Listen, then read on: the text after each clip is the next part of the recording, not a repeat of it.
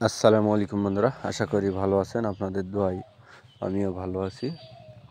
আপনারা যে গরুটি দেখতে পাচ্ছেন, গরুটি দীর্ঘদিন ধরে চর্মরোগে আক্রান্ত।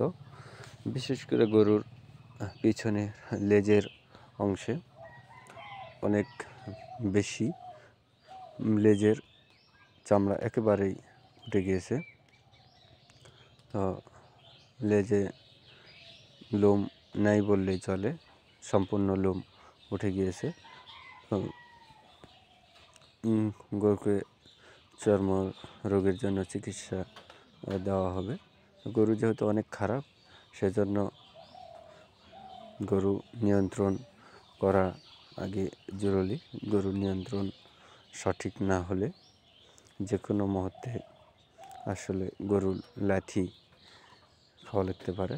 তো আমি প্রথমে অ্যান্টিহিস্টামিন জাতীয় ইঞ্জেকশন ফেনারডিলভেট ইঞ্জেকশান দিয়ে দিচ্ছি। ফেনারডিলভেট ইঞ্জেকশান প্রয়োজন অনুযায়ী 3 থেকে 5 দিন দিতে হবে।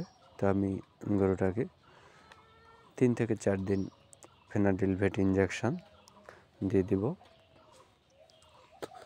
গরুটা যেহেতু দীর্ঘদিন থেকে আছে চর্মরোগ আক্রান্ত, অনেক দিন থেকেই ভালো হয়নি, ওষুধ খাওয়ানো হয়েছে। এর সঙ্গে আমি বি কমপ্লেক্স ইঞ্জেকশান আমি একটু অ্যাড করে দিচ্ছি। এটা 10 মিলি ইঞ্জেকশান মাংসে, পিছনের রানের মাংসে।